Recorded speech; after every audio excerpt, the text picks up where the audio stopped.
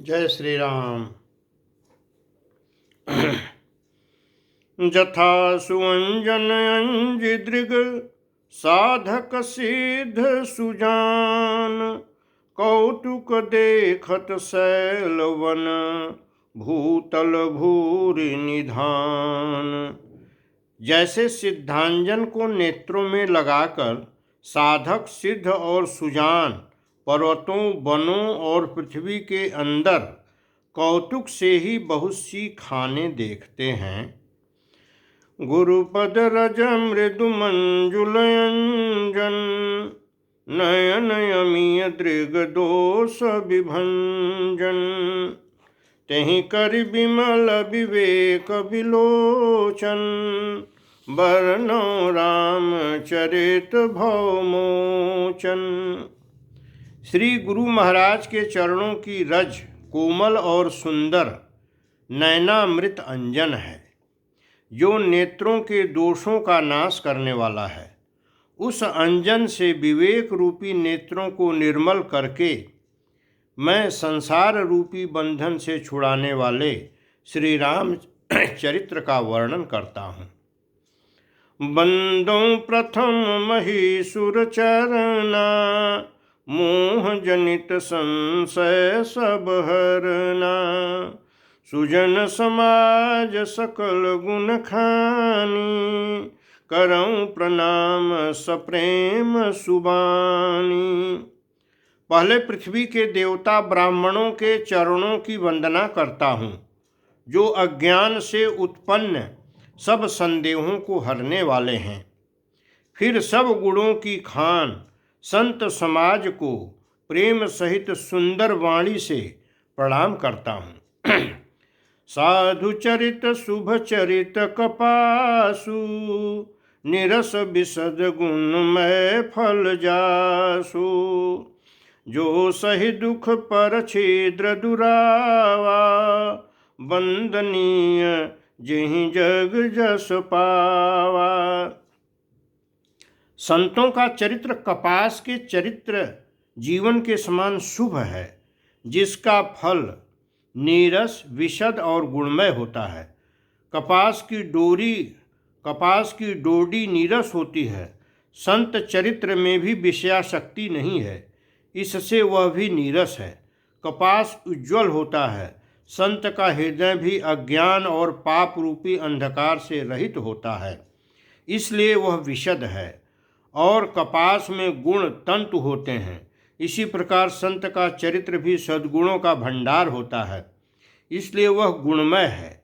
जैसे कपास का धागा सुई के किए हुए छेद को अपना तन देकर ढक देता है, अथवा कपास जैसे लोढ़े जाने, काते जाने, बुने जाने का कष्ट सहकर भी वस्त्र के रूप में परिणत होकर दूसरों के गोपनीय स्थानों को ढकता है, उसी प्रकार संत स्वयं दुख सहकर दूसरों के दोषों को ढकता है, जिसके कारण उसने जगत में वंदनीय यश प्राप्त किया है। मुद मंगलमय संत समाजू, जो जग जंगम तीरथ राजू। राम भक्ति जह सुर सरिधारा, सरसय ब्रह्म विचार प्रचारा। संतों का समाज आनंद और कल्याणमय है, जो जगत में चलता फिरता तीर्थराज प्रयाग है।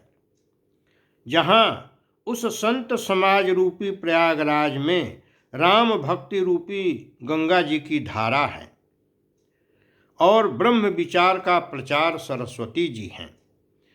विधि निषेध में कलिमल हरणी, करम कथार विनंदन बरनी।